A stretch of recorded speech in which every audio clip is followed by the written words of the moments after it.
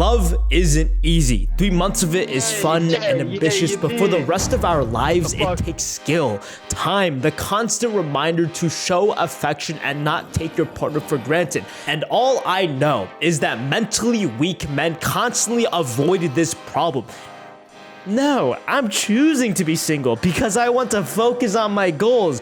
That's a lie, and I will tell you more because I have written 5,000 words and more than 3 revisions on this script as a way to not embarrass them, but to shine a light, because lives will be worse off if people don't understand ego and insecurity, which is the motivating factor to create non-truths. Cling to the idea because it involves the least amount of confrontation with their sense of self.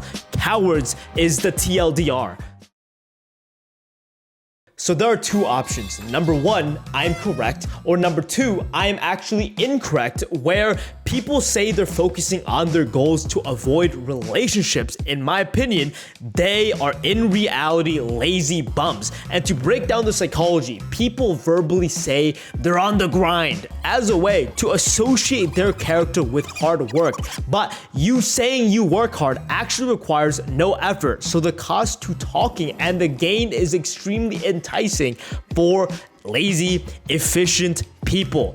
And association is a very deep game where it isn't just about talking, but what we wear, expensive clothing as a way to associate ourselves with valuable items or what the brand symbolizes. People want to date attractive people not just for their looks, but because by association, it shows that we're on their level. If we're not as attractive as them, then they must be providing some other form of value to even out the relationship. People grasp at rare and valuable things for many reasons, and one of them is because we want to be associated, stand next to that pretty item. Number 2, I actually am wrong, and people are actually avoiding relationships because they're on that grind. But guess what? Both scenarios are equally as bad, because if you are accomplishing your goals to become rich and famous, you have not developed the skills. And we see this all the time with celebrities being made fun of for being tricked by gold diggers, blah, blah, blah, blah, blah. When you said you'd be meeting me. Did you just hang up on her? No, I didn't. My phone was dead. It's because they've never developed the skill, and equally, they are unable to show value with their character. It's always about the materialistic things. Oh, I'm famous, I'm rich, instead of you should be liking me for my character. And by the way, this is actually not a big deal if you don't care what people like you for who you are, but this is how I see it. All right, money is liked by everyone. Anyone can like money, but not everyone can like me. And that's a good thing, because if your goal is to have a unique personal connection with another person, how are you going to have a personal unique connection when you bond with money, when everyone likes money, but nobody likes me? And a lot of people do not like her, but if you're able to like me and I like you for who you are, then it's all the more special. And here's the biggest rebuttal in all my points, is that you do not need to develop skills. You can just work and grind for everything, because if she's really my one, if she's really special, she will be able to see past all my flaws, everything about me and all my inadequacies. All the pressure is put onto her. And before I continue the video, this is my longest video that I've made. I am taking a big risk by doing this. So if you think there's value provided, if you think someone who is watching this video who is a goddamn NPC that says, I don't want to get into a relationship, share the video after you finish watching it if you genuinely think it will help them, because I benefit and you benefit reputationally by genuinely helping them. Now, doomers, nihilistic people, love to view everything extremely negatively, and it's not because of their worldview, their upbringing, but instead because they value being correct. If you're overly pessimistic about relationships, you see it as a guaranteed failure, guess what? You will be correct 99% of the time, because I can walk across the street, point at any single relationship, and they will almost fail. When parents parents don't agree or approve of your relationship, guess what? They will be correct 99% of the time. And will you listen to them? Will you listen to the pessimistic person, or will you choose to be dumb? Will you choose to be vulnerable and optimistic and allow yourself to be wrong? Because while this person may not be the love of my life, may not be my life partner, mother of my children, am I willing to take that risk? It will never come true if I don't see them as something amazing and perfect and put in the earnest, genuine effort to make it happen. And by the way, this is not easy shit. It's not easy to be optimistic. It's easy to look optimistic. It's easy to associate yourself as someone who's optimistic, but realistically, a lot of people do not have faith in their relationship. That's how cheating happens. It mainly stems from insecurity. Oh, this person doesn't even like me. The relationship is not worth it. They are not going to be worth investing in the long term, so I will fold instantly. And again, that is a skill. People love to associate cheating as a character defect. No, it's a fucking skill. It's like me holding myself back from eating overly indulging food. It takes time, it takes willpower, it takes experience to genuinely not cheat. Okay, now it's very controversial, and I will say one other thing. It's that being optimistic is the only ticket to allowing yourself to win when it matters most. You will be wrong 99% of the time, but that 1% is what will give you the most gain. And people, I know, all right, this will be the most controversial thing ever, but I know, you know that it resonates deep in your heart, because yes, you can be correct 99% of the time and then be wrong 1% of the time, but that 1% is what will grow the most. And how I see things is that when I'm incorrect about a relationship, when I'm incorrect about YouTube, when I'm putting all my eggs into one basket, I can only lose a maximum of 100%, while the love of my life doing YouTube has almost near infinite gains. And your chances will always increase the more times you try. I made a video close to this gambling idea that gambling is bad. It's only bad in terms of the casino where the house always wins, but in the context of real life, you are the house. The chances of you winning significantly increases the more customers you have. The customers meaning how many times you're willing to take that risk. But here's the biggest question. We know this deep down, but why do we choose to not do it? Genuinely, why do we not choose to take that risk? It's easy to think, oh yeah, there's this one time where I took a big risk, but realistically, okay, I will say this again, you and luck is not discriminating against anyone. I feel like through the context of time and your life being long enough, everyone will experience the same amount of luck, but the difference between the lives lived is because people are not prepared for when the opportunity arises. I guarantee you, you at some points will meet the love of your life, but are you courageous enough to walk up to that person? Have you developed the skills? Are you prepared enough to get their number, secure the date, make them like you, they like you for who you are? All that jazz. Are you prepared enough for when opportunity strikes at your hand? Because you could just be walking past the mall on vacation, you could just be eating out, and you meet the love of your life, but you're too scared. You don't have the skill to do anything about it. But you know what? You might not want that, and that's completely okay. You're on the grind, you're trying to work out, you're working towards your goals. I'm trying to get an education. This video was inspired from a conversation I had with a friend, and he said the exact same thing. He's not trying to go into a relationship because man, I'm really busy. I have school, I have my job, I'm trying to become a pilot. It's just too hard. And I sat there after we had our conversation of him trying to chase a girl. He asked the girl on a date through text message. You don't do that. And then she ghosted him. Obviously, he's trying to seek a relationship, but getting rejected has taught him that I am not qualified enough to handle this problem. So instead of confronting it, taking more risk, and developing the skills to actually succeed in a scenario, I will just take a step back and clench my butt cheeks as if luck will solve all my problems. That's not how it works. Everyone knows that luck is only kind to you when you are most prepared. And I tell him everything I've said in this video so far, literally pleading with him, literally taking out the math, the notebooks, telling him that you can do it. Just keep on trying to get girls. I can even help you. I got game, motherfucker. Listen to me. But he says, no, I'm too busy. I don't have enough time. And I lost my shit. I genuinely lost my shit because here's the thing. I've been holding it in this entire time. It's that we were having a conversation during final season. During final season, I am a full-time student. I am a part-time college tutor. Beyond that, I am working out 5 days a week. I am running 15 miles per week.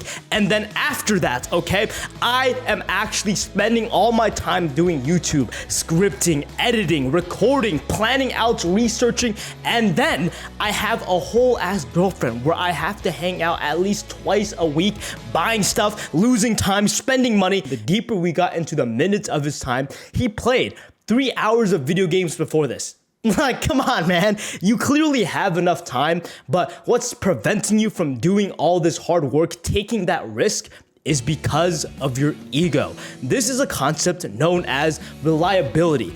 Everyone constantly seeks actions or beliefs that will make them, in their own mind, view themselves as a more reliable person. And this is instinctual because it is very important to view yourself as a reliable person, because if you want to execute anything extremely well, you have to remove all the doubts in your head. If you want to kill someone and have no fear doing it, you have to see yourself as someone who is reliable enough to execute it perfectly. Usain Bolt can run 100 meters without the thought of being fearful. Oh my God, am I really going to make it first place? Am I really going to break the world record? None of that is on his mind. He's really thinking of pushing his fucking legs, putting as much effort as possible to win. Because he has no doubts because of his self-identity, and that is that he can rely on his own skills. We know this deep down. Genuinely, this is useless information, but we are in a shortcut economy where nobody is actually trying to do the hard work and put in the effort, and because of that, the consequences are you start choosing to believe in things that are not truthful, but it will make yourself believe in yourself all that much more. Actually, I'm choosing to not get girls because I'm on the grind. But in reality, you just lack the ability to do so. That's the fucking truth. That's the real. And here's the thing. What if someone is correct? Scenario number 2, where they genuinely do not have enough time. I still think you should go into a relationship even at the expense of other things, but I do not believe that because pressure makes diamonds. I do a lot of stuff, and it's not to brag, but to show and emphasize that I could genuinely do so much more. And I learned this lesson all the way back in sophomore year of high school, where the longest I've ever ran in cross country was around 6 miles. And one day, friend trying to hang out, oh, let's do something, but we don't have cars, we can't do nothing. So, oh, there's extra credit, weekend practice running.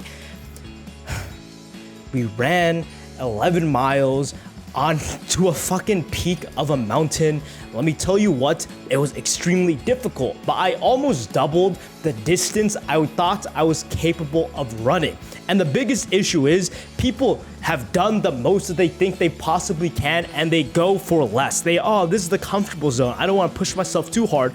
But once you realize that you could border the limits of what you are capable of, you then come to the conclusion that there's so much more of untapped potential that I have never reached. And if you constantly avoid that and stay below your limits, you'll never be able to accomplish many more great things. And this is very controversial, but honestly, if you don't have enough time to do a hobby, don't fucking do the hobby. But a relationship, at least for me, and according to Maslow's hierarchy of needs, love is extremely important, and that is something you cannot neglect. And obviously, you can get lucky, but realistically, people settle for less. People lower their standards because their skills do not meet the expectations they have. You want to be with the best person you possibly can, and it's not worth sacrificing your goals, okay? Air quotes, your goals,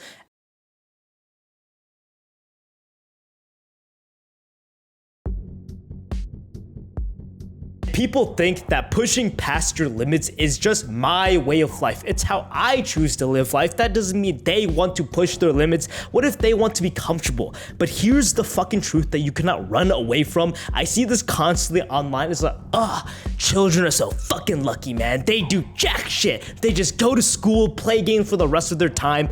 But for me, I have a job, I have a family, I have to work out, I have to do all these little things. It's not because when you get older, life sucks.